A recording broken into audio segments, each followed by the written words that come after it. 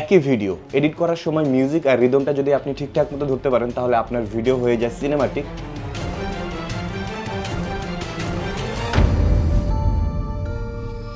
আর যদি আপনি এটা মিস করে যান তাহলে আপনার ভিডিও হয়ে যায় একদম ডাল।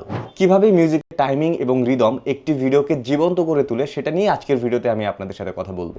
সো আশা করি সবাই ভালো আছেন। ডিএস স্টুডিওতে সবাইকে স্বাগতম। স্টোরি টেলিং এর আমার একটি প্লেলিস্ট রয়েছে যেখানে আমি ভিডিও এডিটের নানা ধরনের স্টোরি টেলিং এর টিপস অ্যান্ড ট্রিক্স শেয়ার করি, যেখানে সাধারণত আমি টেক্সট, ট্রানজিশনস, ইফেক্ট হাবি জাবি এত কিছু নিয়ে কথা বলি না। স্টোরি কীভাবে বলা যায় বা কী কী টিপস অ্যান্ড ট্রিক্স বা প্র্যাকটিক্যালি কোন কোন জিনিসগুলো মাথায় রাখলে আপনি একটি গল্প সুন্দর করে বলতে পারবেন, অর্থাৎ স্টোরি টেলিংটা আপনার ইমপ্রুভ করতে পারবেন, সেই জিনিসগুলো নিয়েই আমি কথা বলি। সো আপনারা চাইলে আমার প্লেলিস্টটা দেখতে পারেন, যদিও খুব বেশি কন্টেন্ট নাই, আবার আমিও ব্যস্ততার কারণে ধারাবাহিকভাবে দিতে পারি না, তবে চেষ্টা করছি। আপনাদের সাপোর্ট পেলে হয়তো আমার চেষ্টার পরিমাণটা আরও বেশি বাড়তে থাকবে।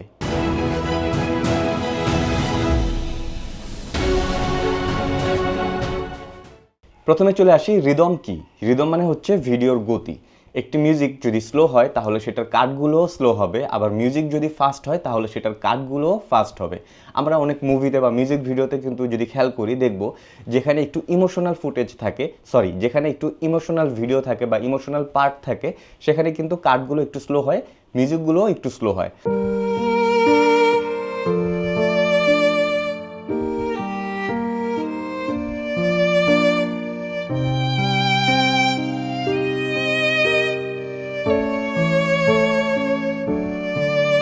আবার যেখানে অনেক বেশি ফাস্ট কাট থাকে, যেমন ধরেন ট্রাভেল ভিডিও হতে পারে, বা মুভির ক্ষেত্রেও আমরা যদি দেখি কোনো ইন্সপাইরেশনাল সিন বা অনেক ফাস্ট কোনো একটা কাজ করছে, সেখানে কিন্তু কাটগুলোও ফাস্ট হয়, অ্যাট দ্য সেম টাইম মিউজিকটাও ফাস্ট হয়, সো দ্যাট ভিডিওর সাথে মিউজিকটাও কিন্তু ব্যালেন্স করছে।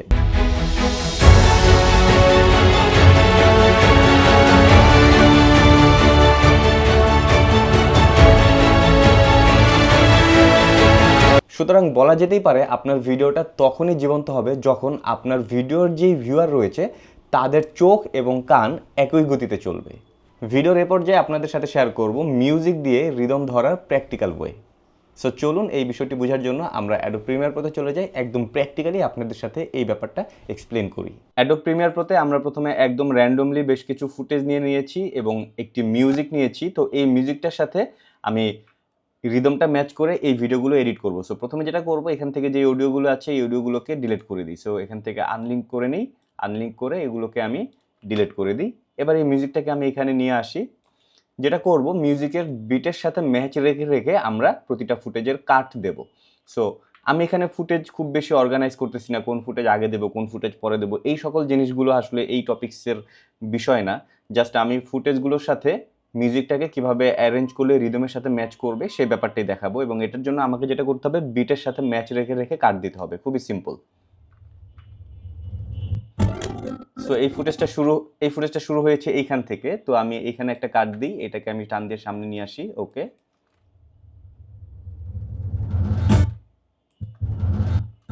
ওকে, দেখেন এখানে একটা বিট আছে কিন্তু। সো আমি এই বিটের সাথে একটা ধরি, আমি একটু টাইমলাইনটা বড় করি। এই যে এখানে একটা বিট আছে, সো এইখানে আমি একটা কাট দিই, পরেরটুকু ফালাই দিই। এরপরে আমি নেক্সট যে ফুটেজটা আছে সেটা নিয়ে আসি।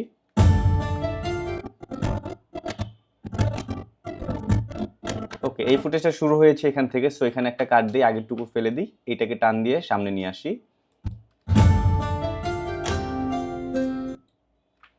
বাই দ্য ওয়ে, আপনারা যদি ফুটেজ চান প্র্যাকটিসের জন্য তাহলে কিন্তু ডিসক্রিপশন বক্সে একটি লিঙ্ক দেওয়া রয়েছে, বা উপরে আপনারা একটি লিঙ্ক দেখতে পাচ্ছেন। সো আপনারা সেই কন্টেন্টটি দেখে নিতে পারেন, তাহলে আপনারা স্টক ফুটেজ কিভাবে পাবেন বা এই ফুটেজগুলোও কিভাবে পাবেন সেটা কিন্তু সেই লিঙ্ক থেকে জেনে যাবেন। তো আমরা এখানে আরেকটা বিটে কাট দিয়েছি।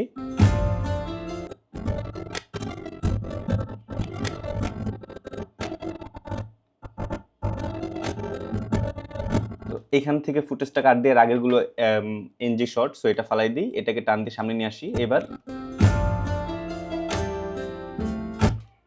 ওকে, সো আমরা এই বিটটাতে ধরি, এই বিটটাতে ধরে এখানে একটা কাট দিই। দেখেন এর আগেও কিন্তু একটা বিট এখানে ছিল, বাট এই বিটে ধরিনি। আবার দেখেন এখানেও একটা বিট ছিল, এই বিটে ধরিনি। এই বিটগুলোতে চাইলে ধরতে পারতাম যদি আমি আরও ফাস্ট মুভমেন্ট চাইতাম বা আরও ফাস্ট কাট চাইতাম সেক্ষেত্রে, বাট আমি মোটামুটি একটু স্লো কাট চাচ্ছি, আবার একদম স্লো না। তো সেই জন্য আমি এই বিটটাকে স্কিপ করে এই বিটগুলো ধরছি।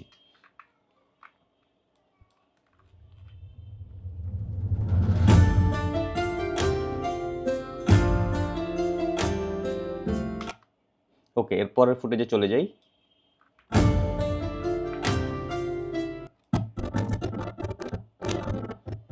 এখান থেকে ধরবো আগেরটুকু এনজি পার্ট, আগেরটা ফেলে দিই, এটাকে টান দিয়ে সামনে নিয়ে আসি। ওকে, সো আমি এই বিটটাতে ধরবো। দেখেন এখানে একটা বিট আছে, সো আমি এই বিটে চলে আসলাম, এখানে একটা কাট দিলাম, পরেরটুকু ফেলে দিই, দেন পরের ভিডিওতে চলে আসলাম। এই ভিডিওটা আমার মনে চাচ্ছে না, আমি রাখবো না, ফেলে দিলাম, পরের ভিডিওতে চলে আসি। ওকে, এই ভিডিওটা শুরু হয়েছে এখান থেকে, আগেরটুকু ফেলে দিয়ে এটাকে টান দিয়ে সামনে নিয়ে আসি।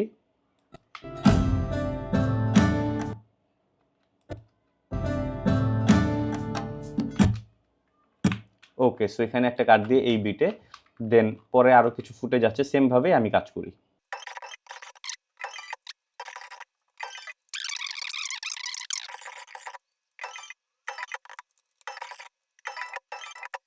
তো আমি এই বিটের আগে কাট দিয়ে দিলাম, আর এই বিটটাকেও আমি কেটে ফেলে দিই, কারণ আমার ফুটেজ আপাতত এই পর্যন্তই শেষ, আর ফুটেজ নেই। তো এই পর্যন্তই আমি যদি আপনাদেরকে দেখাই তাহলে বুঝতে পারবেন যে বিটের সাথে কিভাবে ম্যাচ করে আমি রিদমটা সেট করলাম। সো এখানে মিউজিকটা যেই রিদমে আছে সেম রিদমে ম্যাচ করার জন্য আমি কিন্তু বিটে বিটে মিল রেখে কেটেছি। সো ভিডিওটা কিন্তু অটোমেটিক্যালি রিদমে চলে এসেছে।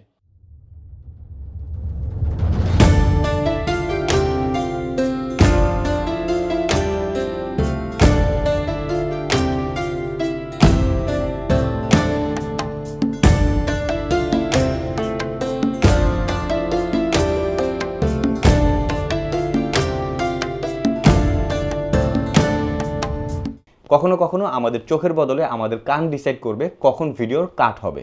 ব্রেথ, পজ, সাইলেন্স, এই জিনিসগুলোও কিন্তু রিদম তৈরি করে।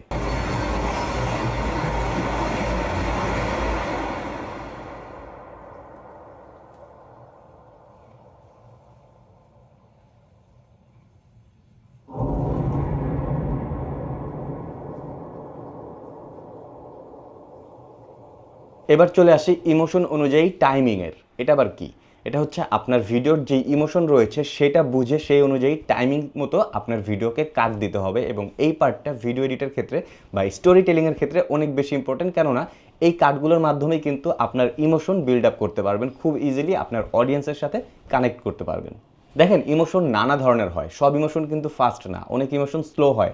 যেমন স্যাড বা লনলি, এই ধরনের যে ইমোশনগুলো রয়েছে সেগুলো কিন্তু একটু স্লো হয়, যার কারণে এখানে কাটগুলো একটু দেরিতে বা স্লো হয়।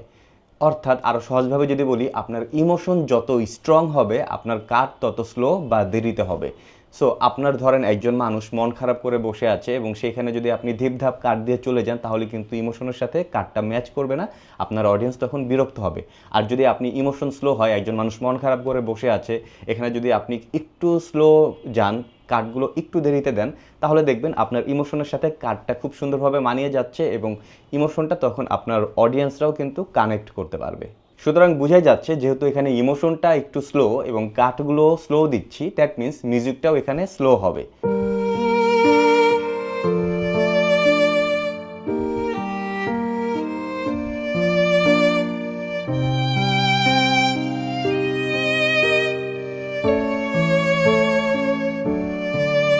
সুতরাং কাট এবং মিউজিক দুইটাই কিন্তু আপনার ইমোশনের উপর বেস করে আপনি সেট করছেন। অ্যাট দ্য সেম ওয়ে আপনার ইমোশন যদি হয় ফাস্ট, তাহলে আপনার কাটগুলোও কিন্তু ফাস্ট হবে। Travel blog, running, practice, inspiration, এই ধরনের ভিডিওগুলো সাধারণত ফাস্ট ইমোশনাল হয়, যার কারণে কাটগুলো ফাস্ট দিতে হয়। সুতরাং বোঝাই যাচ্ছে যেহেতু এখানে কাটগুলো ফাস্ট দেবো, সো এখানে মিউজিকটাও কিন্তু একটু আপবিট মিউজিক হবে বা একটু ফাস্ট মিউজিক হবে।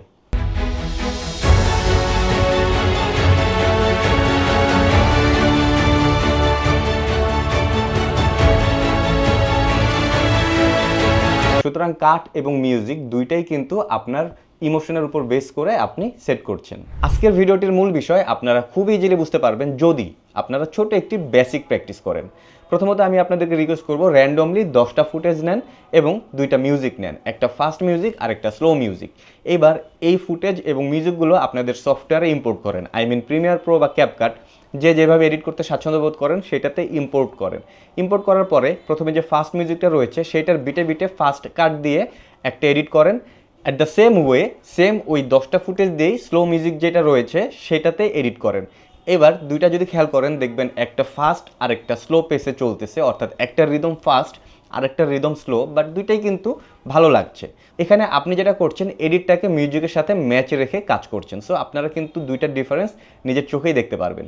অনেকগুলো পয়েন্ট বললাম, যে পয়েন্টগুলো সত্যি বলতে আপনার স্টোরি টেলিংয়ের স্কিলটাকে ইমপ্রুভ করবে, বাট এখানে কিছু কমন মিস্টেকও রয়েছে যেটা বিগিনার এডিটররা অনেক বেশি করে থাকে। এরকম কিছু কমন মিস্টেক নিয়ে এখন আপনাদের সাথে ডিসকাস করব। প্রথমত হচ্ছে সবগুলো কাট বিটে বিটে দেয়া।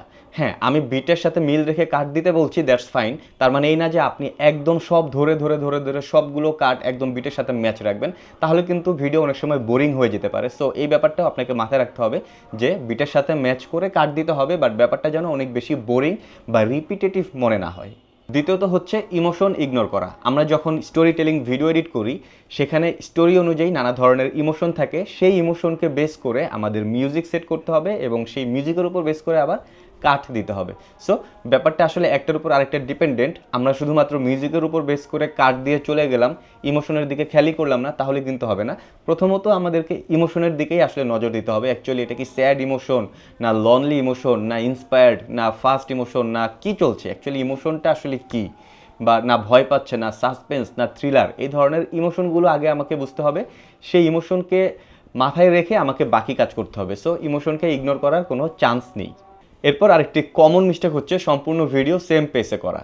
ইয়েস, আমরা অনেক সময় দেখা যায় বিশেষ করে বিগিনাররা যখন এডিট করে একটা ভিডিও সেম পেসেই চলতে থাকে।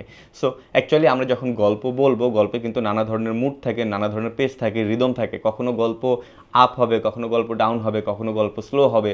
সো এই ব্যাপারগুলো আপনারা অনেক ভালোভাবে বুঝতে পারবেন যখন আপনারা কোনো মুভি দেখবেন। সেখানে দেখবেন কখনো কোনো একটা নর্মাল সিন চলতেছে, দুজন মানুষ হয়তো কথা বলতেছে, এর মধ্যে হঠাৎ করে দেখা গেল ভিলেন চলে আসছে, ভিলেন এসে তাদেরকে বিরক্ত করতেছে, তখন কিন্তু মুডটা চেঞ্জ হয়। এরপরে অ্যাকশন সিন শুরু হয়। সো নায়িকাকে হয়তো কিডন্যাপ করে নিয়ে যাচ্ছে তাকে সেভ করার জন্য বা তাকে উদ্ধার করার জন্য নায়ক যাচ্ছে, সো ওইখানে আবার একটা অ্যাকশন সিন চলে আসলো। দেন মারামারির পরে দেখা যায় আবার সব কিছু নর্মাল হয়ে যায়, আবার হয়তো বা অন্য কোনো সিনে চলে গেছে। সো এরকম আমরা যদি গল্পের দিকে খেয়াল করি তাহলে দেখবো একটা গল্প কিন্তু একসময় আপ থাকে, একসময় ডাউন থাকে, এক একবার এক এক পেসে চলে। সো আপনি যখন ভিডিও এডিট করবেন, নট অনলি মুভি, আপনারা ট্রাভেল ব্লগ করেন বা যে কোনো ভিডিও এডিট করেন, সেখানে কিন্তু নানা ধরনের পেস থাকবে, আপনাকে ইমোশন বুঝে পেস বুঝে এডিট করতে হবে। সো একই পেসে যদি আপনি ভিডিও এডিট করেন তাহলে ভিডিও কিন্তু বোরিং হয়ে যাবে। আপনাকে পেস আপ অ্যান্ড ডাউন করতে হবে এবং সেটার জন্য অবশ্যই ওই যে প্রথমে বললাম ইমোশন, সেটার দিকেও খেয়াল করতে হবে। আমার একটি ট্রাভেল ব্লগ রয়েছে, যেই ট্রাভেল ব্লগে এই ধরনের নানা পেসে এডিট করা হয়েছে। সো আপনারা চাইলে এক্সাম্পল হিসেবে সেই ভিডিওটাও কিন্তু দেখে নিতে পারেন। টাইমিং, রিদম এগুলো আসলে কোনো প্লাগইন না যে আপনি ডাউনলোড করবেন, ইনস্টল করবেন, জায়গা মতো জাস্ট দিয়ে দেবেন তাহলেই হয়ে যাবে। এই ব্যাপারটা হচ্ছে ফিল করার বিষয়। সো আপনি যখন কোনো গল্প বলবেন, সেই গল্প আপনি ঠিক কী ইমোশন দিয়ে প্রেজেন্ট করতেছেন বা বলতেছেন, সেটার উপর বেস করে কিন্তু আপনার অডিয়েন্স আপনার গল্পের সাথে কানেক্ট হবে। সো এই ব্যাপারটা একটা স্কিল বলতে পারেন এবং এটাকে আয়ত্ত করতে হলে আপনাকে প্রচুর পরিমাণে স্টোরি টেলিংয়ের ভিডিও দেখতে হবে এবং শুনতে হবে এবং বুঝতে হবে। অ্যাট দ্য সেম টাইম অবশ্যই আপনাকে প্র্যাকটিস করতে হবে। অ্যান্ড সবশেষে একটা কথাই বলবো, good video editing is not seen, it is felt. And এটার পারফেক্ট এক্সাম্পল